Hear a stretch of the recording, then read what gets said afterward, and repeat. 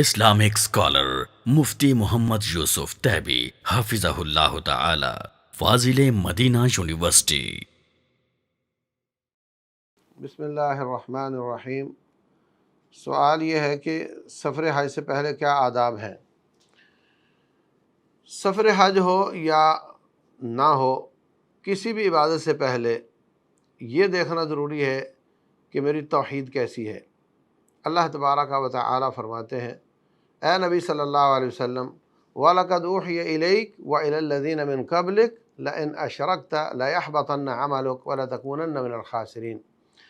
میں نے آپ کی طرف وحی کی ہے اور آپ سے پہلے تمام انبیاء کی طرف وحی کی تھی کہ اگر شرک کیا تو میں سارے اعمال نیکیاں ضائع کر دوں گا۔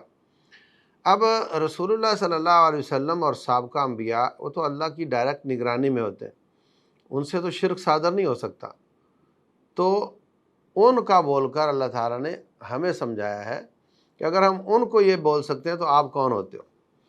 تو جو شخص شرک کرتا ہے اللہ تبارک و تعالیٰ کے برابر کسی اور کو سمجھتا ہے، صفات میں یا عبادت میں یا عنایات میں، کسی قسم کی عنایات کوئی اور دیتا ہے اللہ کے سوا، عبادت کسی اور کی کرنی ہے، یا اللہ کی جو صفات ہیں اس جیسی صفات کسی مخلوق میں سمجھتا ہے، تو ایسے شخص کی کوئی نیکی قبول نہیں ہوتی اور حج بھی اس کا قبول نہیں ہوتا۔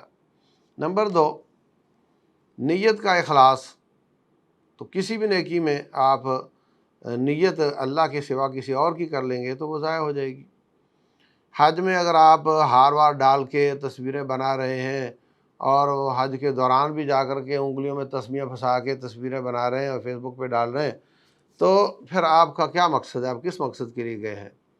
اس لیے وہاں موبائل کو صرف اپنے گھر والوں کو خیر خیریت بتانے تک رکھیں، باقی آپ عبادت کے لیے گئے ہیں، زیادہ سے زیادہ وقت عبادت کو دیں، اور یہ تصویر کشی اور ریاکاری اور خود نمائی یہ کام بالکل نہ کریں، نہ جانے سے پہلے نہ جانے کے بعد۔ اسی طریقے سے جو عبادات مال سے متعلق ہیں وہ بھی اور دوسری بھی، حرام خور کی عبادات قبول نہیں ہوتی۔ سب سے اعلیٰ ترین عبادت اللہ کی دعا ہے، اللہ سے مانگنا، اور رسول اللہ صلی اللہ علیہ وسلم فرماتے ہیں ایک شخص پراگندہ حال ہے، بال بکھرے ہوئے ہیں، کپڑے گندے ہیں، سفر سے آیا ہے، لمبے لمبے ہاتھ کر کے لمبی لمبی دعائیں کرتا ہے، یا رب یا رب یا رب کہتا ہے، رب فرماتے ہیں میں اس کی دعا کیسے قبول کر لوں؟ کھانا تو اس کا حرام کا ہے، پہننا اس کا حرام کا ہے، غذا اس کی حرام کی ہے، اب میں اس کی دعا کیسے قبول کر لوں؟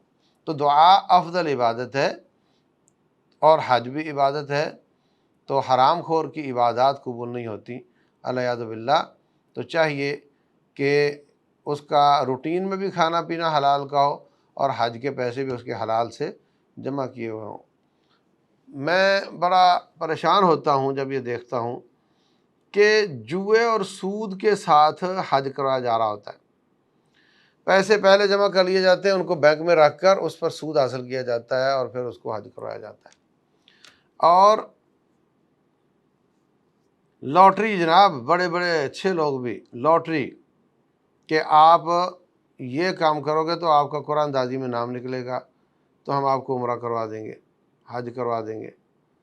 لاٹری تو جوئے کی شکل ہے، اگر اس پہ آپ کی طرف سے کوئی محنت یا پیسہ پے کیا جاتا ہے تو اگر آپ میرے پمپ سے تیل خریدیں گے تو آپ کو کوپن ملے گا، تو ظاہر سی بات آپ باقی پمپ چھوڑ کے اسپیشل اس پہ آ رہے ہیں، پے کر رہے ہیں۔ تو اگر تو ایسا ہو کہ روٹین میں آپ وہیں سے تیل لیتے ہیں، اسی دکان سے آپ سامان لیتے ہیں اور اس نے کوپن بنا دیا تو الگ بات ہے، لیکن اگر اسپیشل یہ کام کرتے ہیں تو آپ نے پے کیا اور اس کی بنیاد پر آپ کو عمرہ کروایا گیا۔ بعض کہتے ہیں جی اتنی ویب سائٹ کلک کر دو، تو یہ دھوکہ ہے بھائی، اس پر الگ سے میں ریکارڈنگ کرواؤں گا انشاءاللہ۔ یہ دھوکہ ہے، فراڈ ہے، یہ کلک کرنا، وہ ویڈیو دیکھنا، اس پر آپ کو عمرہ ملے گا، یہ جوئے اور فراڈ پر عمرہ ہو رہا ہے۔ تو حلال کے پیسوں سے عمرہ ہونا چاہیے، یہ بھی ادب آداب کا حصہ ہے۔ اسی طریقے سے آپ جب حج کے لیے گھر سے نکلتے ہیں تو مل ملا کر نکلتے ہیں، اپنے معاملات صاف کر لیتے ہیں، ناراضگیاں ختم کر لیتے ہیں، معافی تلافی کر لیتے ہیں، بہت اچھی بات ہے۔ اور جب گھر سے نکلنا ہے، قدم باہر گیا تو بازار جانے کی دعا پڑھیں، گاڑی پہ بیٹھے تو گاڑی میں بیٹھنے کی دعا پڑھیں، سفر شروع ہوا تو سفر کی دعائیں ہیں وہ پڑھیں، اور یہ سب اگرچہ کامن چیزیں ہیں لیکن حج کے ساتھ بھی وہ بھی چونکہ سفر ہے تو یہ بھی اس سے پہلے کرنے کے کام ہیں۔